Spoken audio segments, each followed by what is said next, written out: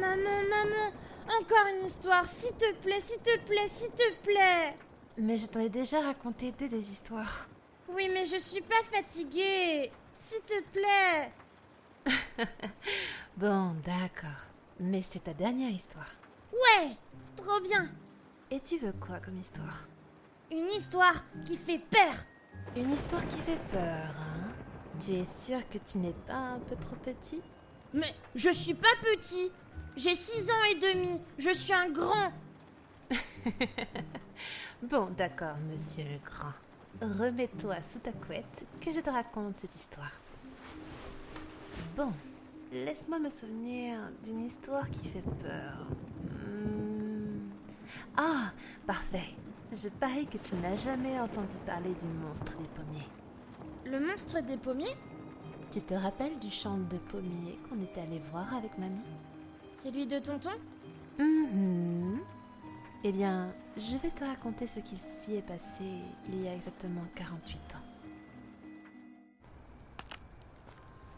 L'histoire s'est passée en 1972, avant même que je naisse, alors c'est te dire si c'est vieux pour toi. Un groupe d'enfants se baladait dans les rues de Cordes-sur-Ciel pour la chasse aux bonbons d'Halloween. Des bonbons, ma sœur. Oh, les enfants, ne me transformez pas en crapaud. Tenez, prenez tout ce que j'ai. Merci, madame. L'un de ces enfants s'appelait Clovis. C'était une petite tête d'ange. Il passait son temps dans le verger en bas de sa ville avec ses amis. Il s'y sentait bien. Il te ressemblait un peu quand j'y pense. Clovis, qui n'avait pas le droit de sortir seul, était accompagné par Julien, son grand frère, qui était ce qu'on appelait à l'époque un skinhead. Clovis et Julien s'entendaient très mal et leurs parents n'arrivaient pas à les calmer. Tous les deux commençaient à rentrer chez eux, au point le plus haut de corde. Si on m'avait dit que j'allais passer la putain de soirée à m'occuper d'un mioche. Maman a dit que tu devais t'occuper de moi jusqu'à ce qu'on rentre à la maison. Ouais, bah tu sais quoi, je ferais mieux de te laisser tout seul vu comment tu me parles. De toute façon, je dois faire un détour pour rendre le disque à Martin. On dit le disque de Martin. J'ai pas de leçon à recevoir de toi, alors tu la fermes et tu avances. Quand je pense que j'aurais pu jouer à la console toute la soirée. Alors que tous les deux avançaient en silence et que Clovis rêvait déjà de toutes les sucreries dont il allait se délecter, Julien eut tout à coup un appel. Ouais, j'écoute. Ouais, Maurice, ouais. Je rentre chez moi, là. Ouais, quoi? Tu déconnes? Qu'est-ce qui se passe? Mec, j'arrive de suite. Faites pas les fous, hein. Mais qu'est-ce qui se passe? Maurice et son frère, ils ont volé la carabine de leur grand-père. Et ils vont s'entraîner à tirer sur des pommes. Quoi? Mais c'est super dangereux. Eh bah, si t'as peur, t'as qu'à rentrer seul. Seul? Dans le noir? C'est toi qui vois. Je viens, attends-moi.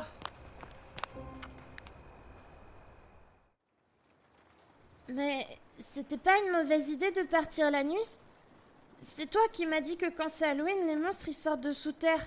Oui, c'était une très très mauvaise idée. C'est pour ça que tu ne dois jamais sortir tout seul. D'accord, mon grand? Oui, maman. C'est bien. Bon, je continue. Et Julien et Clovis coururent, en pleine nuit, vers le verger de pommes de tonton. À l'époque, le verger avait beaucoup moins d'arbres que ce que tu as vu. 2 gros bonhommes les attendaient. Eh bah, c'est pas trop tôt. On a presque cru que tu viendrais pas. Désolé, c'est la faute du pleurnichard derrière qui voulait pas avancer plus vite. Mais La ferme. Bon, vous l'avez? Ouais, on a même les munitions. c'est pas dangereux de... T'as pas le droit de les arracher, les pommes. Il faut les laisser pour les conserver, c'est écrit sur le panneau. Et tu veux qu'on tire sur quoi? Sur toi? Oh, et puis de toute façon, elles seront conservées tes pommes. Tu verras que dans le futur, on fera super gaffe à l'écosystème et tout, là. Alors, une de plus, une de moins.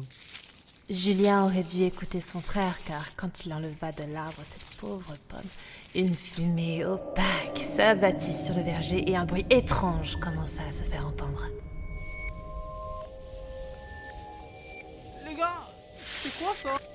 Maurice! Putain, un truc à rattraper Maurice! Mais Robert, putain, tire! Il vient de se faire bouffer! Merde, merde, merde, merde, merde! Clovis, cours! C'est un serpent géant! Clovis, mais tu fous quoi? Julien, Julien, Julien. Je ne veux plus que personne ne touche au verger. Mais silence! Et croc, le serpent engloutit d'un coup tout rond Julien. Mais pourquoi il y avait une pomme qui était magique? Et pourquoi Clovis était méchant? Ah, ça mon grand, je n'en sais pas plus que toi. Tu pourras demander à tonton la prochaine fois qu'on ira chez lui. Oui, Allez, dors bien. Et surtout, n'oublie pas qu'il faut être gentil dans la vie. oui. Bonne nuit, maman. Bonne nuit mon grand. Pourquoi tu lui as raconté cette histoire? Il faudra bien qu'un jour il s'occupe d'Adam, non ?